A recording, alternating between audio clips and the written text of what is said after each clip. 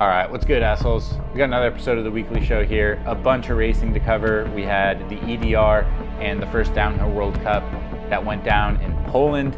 I'll give you my take on Polegate. The fact that that's even a debate is ridiculous to me. Plus some standout results, some mountain bike media that I want to highlight. I just think the media landscape is changing right now. And I'll touch on the DJi Avinox motor update. But before we get into the world of international racing, I got to cover something a little closer to home. So the End-Up Cup up in the PNW at Dry Hill happened over the weekend. You know, Port Angeles is an iconic US downhill venue. The Canadians came down and whooped our asses, and they took 4 out of the 5 spots in the top 5. And I think it's an interesting case study because US downhill is, you know, supposed to be on this upward trajectory, and honestly it is.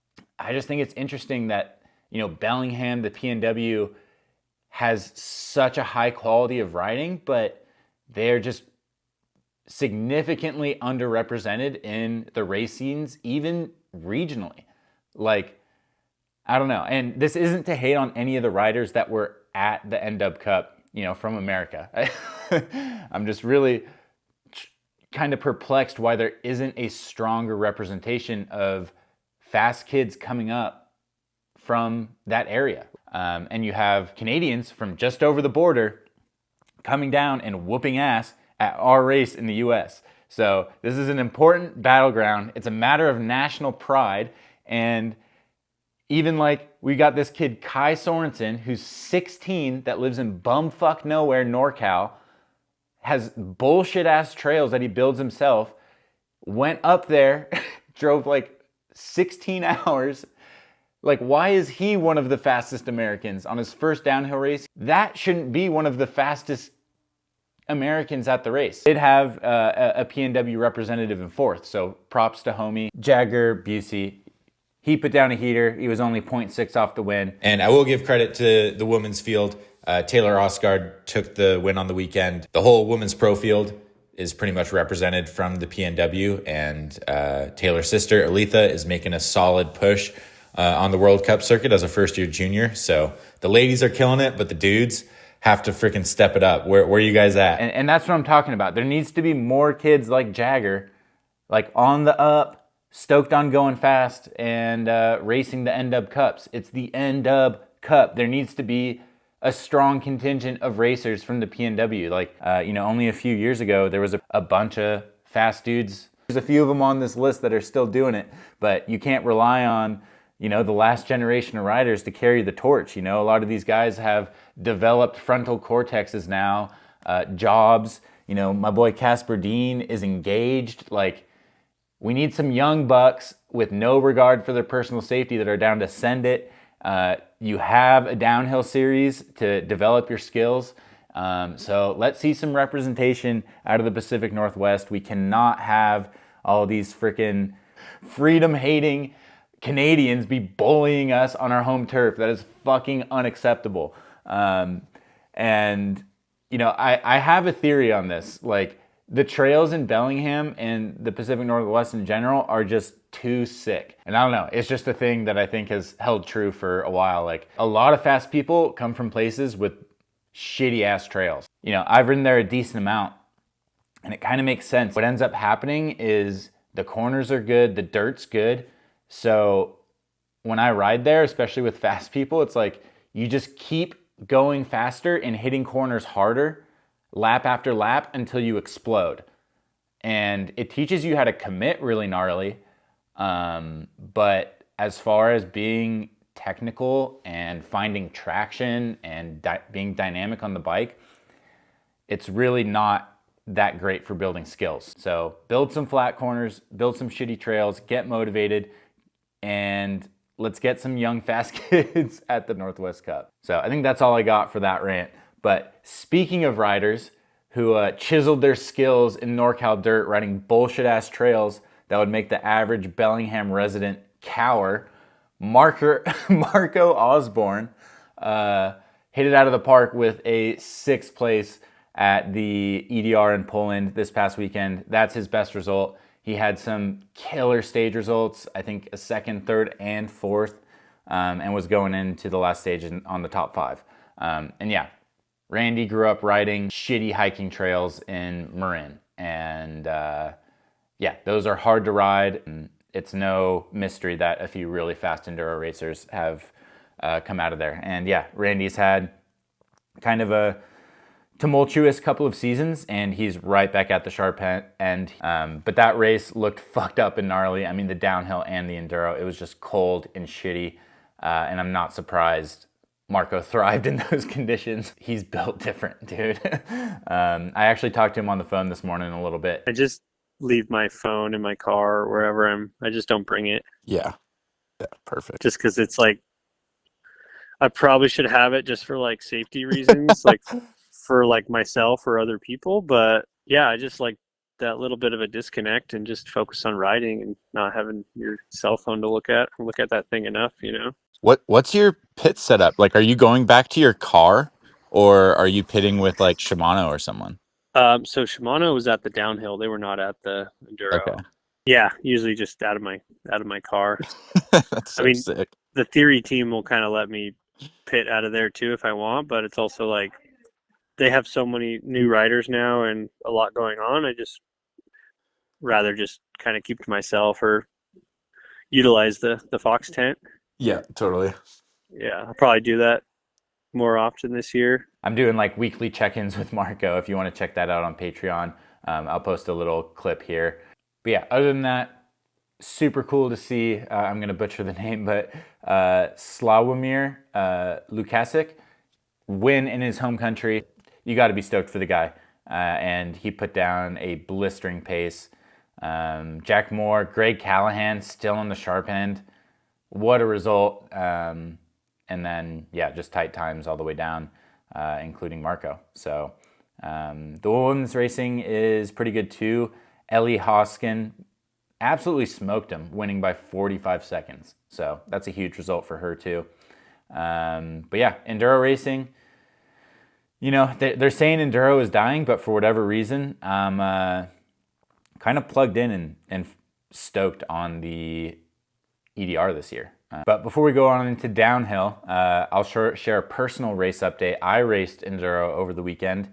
Crestline sent out a S3 of their S180. I tested the S4 in the e-bike shootout. I got the dub just up the hill in Georgetown at the California Enduro Series. It was super fun. I got that bike working really well with just 2 days on the bike. And honestly, that was probably my most well-executed race. Almost made no mistakes. Rode a decently fast pace. Got kind of close to some of the 1 or 2 of the top pro times in, you know, the non-e-bike category. Regardless, I don't know, I was just stoked to be under the clock again. I filmed the whole thing. It's up on Patreon right now, and that'll be coming out in the next week or so. But the Downhill World Cup, crazy race with just all the new regulations. A lot of top guys having to battle in Q2. It was kind of cool to see all that work out. I'm kind of a fan of it. I probably would hate it as a rider, but it's interesting to see a lot of these guys having to play that game, and I think it's gonna create some drama at some point this season. But to get to the juice, the Piron course tape thing, I don't know why this is even a debate, because, you know, if we're looking at that one jump in particular, like maybe there's an argument for him going out of bounds, but the way the course markers were, it was really unclear, and it would make no sense to tape a track like that. So what I don't think anyone's mentioned is that there was a jump higher up on the track that literally everyone was going around. You can see in Oisin's GoPro in his qualifying run that him and pretty much everyone else was going around a jump higher up on the course, and that had a green course marker on the lip of that jump too. So if you're gonna make the argument that Amaury should have been disqualified for going around that course marker, then everyone else that went around the course marker up top should be disqualified too. So I think it just means there needs to be clarification in the rules and how they mark the tracks. Maybe a course marker that's red to mark the top of a jump. I don't know why the tops of jumps need to be marked anyway, but it shouldn't fall on. I don't think a rider should be punished because of an ambiguous situation with the course markers. So the ruling just needs to be clear. It's an example of just the sport needing to be a little bit more dialed in that respect. And yeah, as a fan, I would have been so pissed if Amaury wasn't in the finals because of some bullshit like that. You know, like maybe I could see being a little bummed on it as a competitor if you hit the jump and you didn't think it was part of the course, but ultimately, like time-wise, really wouldn't have mattered. And yeah, as a fan, I would have been really pissed at the sport as a whole if like some ambiguous rule like that resulted in one of the top racers not being able to race. UCI, Warner Brothers, get that dialed so we don't have to talk about this again. One thing that should have absolutely been addressed is the Hattie Harnden incident on track. I've been watching downhill for quite a while now. I have never seen anything like that, where a spectator is actually impeding a racer on course. That just boggles the mind. Even though she was on kind of a throwaway run, she should have absolutely got a rerun. I listened to her interview with Win TV after the race, and it's like, yeah, she was out for the win, but that time still mattered. And regardless of what happened early on in that run, it just should be like a cut and dry rerun if you get impeded by a spectator on the track. So I think both those situations kind of point to the fact that the ruling and judgment around these sorts of issues needs to be more dialed, because what would be tragic is if this happens in a more significant scenario. I want any ambiguity there. So the rule book needs to be dialed in and action needs to be taken consistently and accordingly in these situations. But yeah, probably the result I'm most stoked on the weekend is Anna Newkirk with second. She almost held on for the win, but yeah, second is a huge accomplishment, and her journey to the sharp end of the sport is just super inspiring. Did the full grassroots privateer program. As a U.S. downhill fan, I just can't help but be super stoked on that and the whole Frameworks team in general. The race itself was pretty good. It's always sick to see the last guy down the hill take the win. Loic is an absolute beast. The commentary was fairly good. I think having Nico in there is a good fit for the analyst role.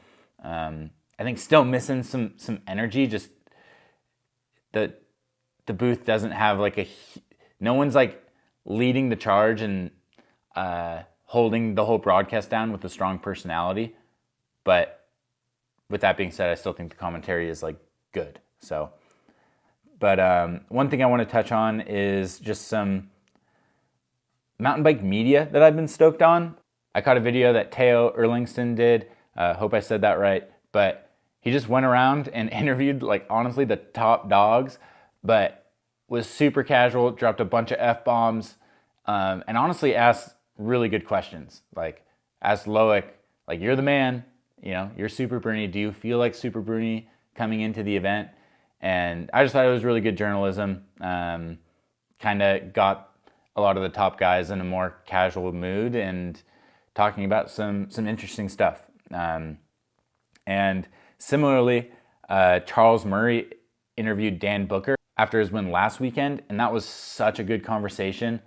Like, I don't know, just a lot of cool tidbits and some really good racing wisdom from Dan. I feel like Dan had the whole field scratching their head with him taking that win. And yeah, he said in the interview that he's hardly been in the gym and he's just been surfing and riding e-bikes with his girlfriend, which is hilarious. And yeah, if you trained your ass off all winter and hearing that has got to be a bit rough. But he also gave some really good advice for just racing and riding in general that I honestly like even applied to my own race this past weekend in California. Just like not forcing a section that feels bad, being okay with that feeling of feeling bad in a race run, because sometimes that's just the cards you're dealt with what you're trying to ride. And yeah, his riding style And I think race approach is a reflection of that. So he just worded a lot of cool things that I related to a lot in the racing sense. And it was just cool to see, hear more about his pathway to, getting that World Cup win. But in general, like, it's really interesting with the mountain bike media right now, because you've got Charles Murray doing really good coverage of the Enduro World Cups. A lot of the guys like Jack Moore, a few other ones that are doing vlogs, Eddie Masters doing interviews after the race, Ed Bull Media House is just slaying it. The riders are covering the sport, I think, almost better than anyone else at this point. I mean, Pink Bike does a great job of covering the downhill stuff with Ben Cathro and Sleeper, and there is good coverage, but I don't know. I just think the tides are kind of changing, and the stuff I resonate a lot with is, these, independent racers, covering the sport. It's like these guys are almost putting the sport or the team on their back, and just like, it just feels very grassroots. And for how, downhill and enduro, like they're not small sports. So for it to be covered, especially on the enduro side, like almost primarily by the athletes themselves, I don't know, I just think it's really cool. Last thing to touch on, the DJi Avinox update to get it to 1,000 watts. I'm not a fan. It's the same critique I had with the Specialized Levo. It's like, regardless of how it impacts the actual experience on the trail, like just the fact that that number is going to be on the spec sheet, I think is going to do a disservice for trail access. Like, it's not even how it manifests itself on the trail. In that regard, like, where it was is plenty. Trust me, I rode it on the Forbidden. It's so fast. Like, it does not need to be any faster. And so it just results in like, oh, this is just like a spec arms race that doesn't really make a huge difference on the trail. Like, even the Specialized thing, people are saying, oh, it's even hard to get it up to that speed. Like, you can barely use it. Then it's like, all right, man. Like, I get it, but then like, what's the point? And I can see like people from other areas like Canada or, other states where freedom of trail use and is just not as big of an issue. But here in California, like I just see this sort of thing actually like negatively affecting trail access. Like, I think it's actually going to make a difference. So I don't know, just a quick touch on that. Not a huge fan, and at the end of the day, I actually don't think it's that usable. So I think that's about it. If you're liking this sort of thing, consider supporting me on Patreon. You'll get all my videos there early. I've got a lot of good stuff coming with a Specialized Cannonball review, a Schwalbe Magic Mary Gravity casing review. Let's see what else. NVM9s. The Crestline race is up there right now. I've got the Be More Bike stem and the Crestline and Dreadnought full reviews all coming like within the next month. So if you want to get the first poll on any of those, head over there. Plus, I just post Q&As and more consistent updates with the review bikes. Like, I posted a first ride impressions of the new Crestline and kind of touched on some suspension setup. So if you're looking for more content from me, that's the best way to get it. But regardless, thanks for watching, and I'll catch you guys in the next one.